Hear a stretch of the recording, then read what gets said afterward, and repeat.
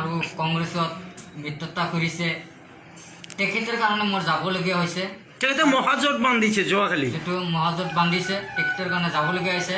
কাৰণ UDF হ'ল এটা মানে সন্ত্ৰাসবাদী এটা দল আৰু কংগ্ৰেছ হ'ল এটা সাম্প্ৰদায়িক দল। এই সাম্প্ৰদায়িক দল আৰু কংগ্ৰেছ দলে যদি আগন্তুক দিনত যদি আমাৰ অসমত যদি চৰকাৰ গঠন কৰে তেনেহ'লে আমাৰ অসমৰ কিবা হ'ব। আজি আমি এইটোৱে যাবলগীয়া যে আমাৰ জাতি বচাব লাগে। আমি জাতি বচাবৰ কাৰণে আমি বিজেপিক আমি কেইদিনমান আগত আপুনি সাংবাদিকৰ কেমেৰাৰ আগত কৈছিল যে বিজেপি দল সাম্প্ৰদায়িক দল, আজিও আপুনি আকৌ কৈছে যে UDF আৰু কংগ্ৰেছ সাম্প্ৰদায়িক দল। নহয়, সেইটো এটা আজি প্ৰমাণ হৈ গ'ল যে বদৰুদ্দিন আজমল হাজাৰ হাজাৰ আমি দেখা পাই আছোঁ সেইটো সন্ত্ৰাসবাদীক জন্ম দি আছে। আৰু কংগ্ৰেছে এটা মানে সাম্প্ৰদায়িক দল তেখেতে। আৰু তেখেতে বদৰুদ্দিন আজমল বেলেগ ৰাষ্ট্ৰৰ পৰা টকা আনি NGOৰ নামত ধন আনি তেখেতক মানে ফটো কৰি তেখেতক ৰাখি আছে। আৰু কংগ্ৰেছে কৰিছে আজি UDF আৰু কংগ্ৰেছে এখানে দিছে যে কংগ্ৰেছৰ যি ৰাজীৱ ভৱন আছে এই ৰাজীৱ ভৱনটো আজমল ভৱন বুলি এইটো মানে কংগ্ৰেছ আৰু UDF মিত্ৰতা কৰিছে যে ৰাজীৱ ভৱন হ'ব লাগে। যেতিয়া ৰাজীৱ ভৱন হ'ব আজমল ৰাজীৱ ভৱন হ'ব। যেতিয়া ৰাজীৱ ভৱনৰ পিছত তোমাৰ সকলোৱে মানে সকলো পৰিৱেশ হিচাপে থাকিব পাৰিব, চেকান খাব পাৰিব। আচ্ছা, আপোনাৰ হাতত তেনেকুৱা তথ্য আছে নেকি যে বদৰুদ্দিন আজমল সন্ত্ৰাসবাদী জন্ম দি আছে? এইটো আমাৰ জনামতে এইটো সন্দেহ হৈছে যে সন্দেহ মতো বদৰুদ্দিন আজমল আছে। আৰু এই দুখন যদি চৰকাৰ গঠন কৰে তেনেহ'লে আমাৰ অসমত দলিয়াই কৰিব। আমাৰ অসমৰ জাতি বচাব লাগিব। বচাবৰ কাৰণে আমি এই কাৰণেই আমি বিজেপিক ছাপোৰ্ট কৰি আছোঁ যে একমাত্ৰ UDF আৰু কংগ্ৰেছৰ কাৰণে। আৰু এটা মানে কি আপোনাৰ আছুৰৰা যিটো সংগঠন আছে সংগঠনক আমি শ্ৰদ্ধা কৰোঁ, সন্মান জনাওঁ। তেখেতে যি কংগ্ৰেছৰ লগত মিত্ৰতা কৰি মানে কংগ্ৰেছৰ চাইল কৰি তেখেতে কিবা মানে নিজৰ এটা দল খুলিব। তেখেতেও এজন প্ৰতিবাদী, তেখেতে অন্যায়ৰ কাৰণে প্ৰতিবাদ কৰিব, কিন্তু তেখেতে ৰাজনীতিক যোৱাৰ কাৰণে মানে তেখেতে নিজৰ স্বাৰ্থৰ কাৰণে মাত মাতি আছে। পৰা গম পাওঁ যে এটা আশীৰ্বাদ দল ৰাজনৈতিক দল হয়, এইটো হ'ব মানে মানৱ হত্যাকাৰী দল হ'ব। আৰু তেখেতে এইটো ৰেকৰ্ডটা আছে মানৱ হত্যাকাৰী দল বুলি এইটো স্পষ্ট ক'ব পাৰিম।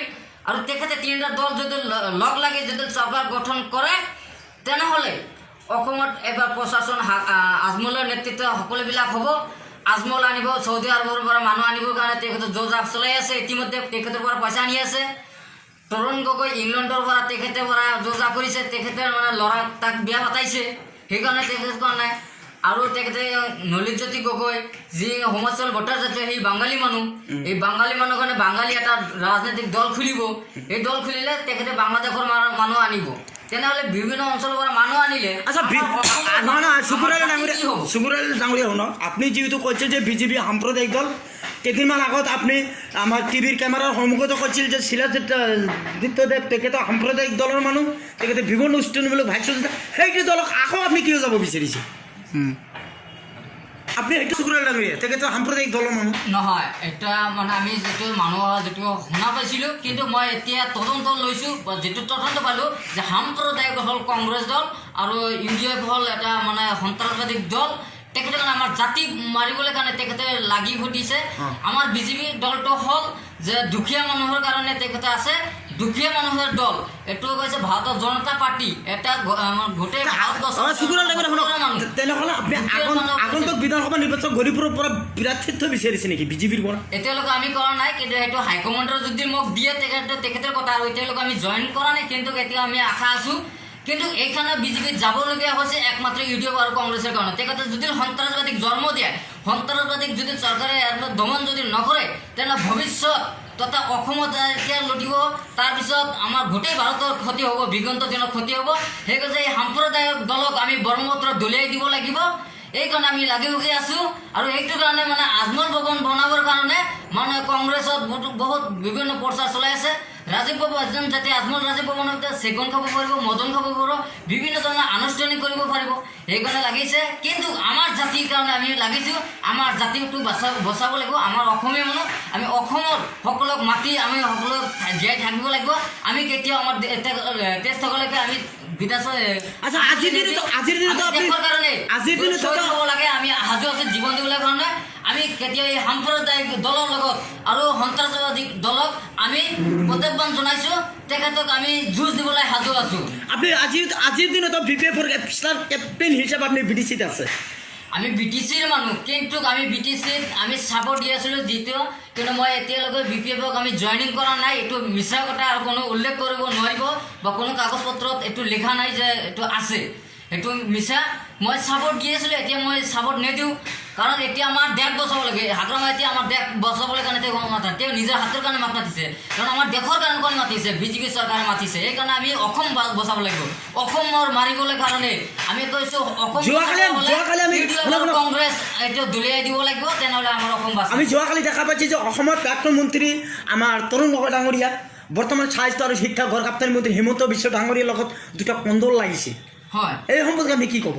যেতিয়া তেখেতৰ কিবা খেলি মেলি লাগিছে, তাৰমানে এইটোৱে বুজোৱা যায় যে তেখেতে মানে বিভিন্ন যে মানে ভোটৰ আজমল এটা লোক মানে বেলেগৰ পৰা আনিব আৰু তেখেতেও বেলেগৰ পৰা আনিব, এইকাৰণে মানে তেখেতে যোজা চলাইছে।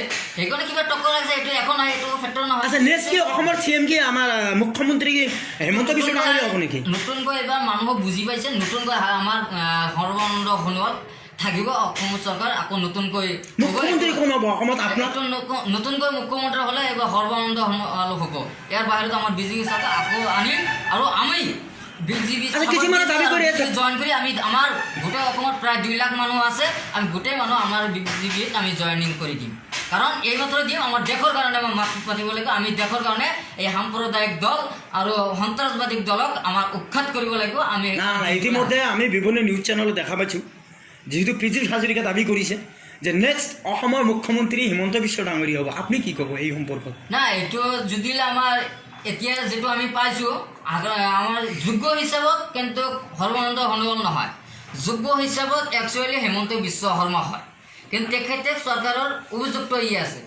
ইয়াৰ ভিতৰত এতিয়া হাইকমাণ্ডে বিচাৰিছে, হাইকমাণ্ডত যদি মুখ্যমন্ত্ৰী সৰ্বানন্দ সোণোৱালক ইতিমধ্যে ছাপৰ্ট কৰিছে, সেইকাৰণে মই সন্তুষ্ট নহয়। কিন্তু মই এইটো মোৰ আশা আছিল যে আমাৰ হিচাপত বা অসমৰ কাৰণে মাত মাতি থাকিলে হিমন্ত বিশ্ব শৰ্মা আছিল, হিমন্ত বিশ্ব শৰ্মা হ'ব লাগিছিল, কিন্তু সেইটো হাইকমাণ্ডত নিয়াটো মই অলপ দুখ পাইছিলোঁ।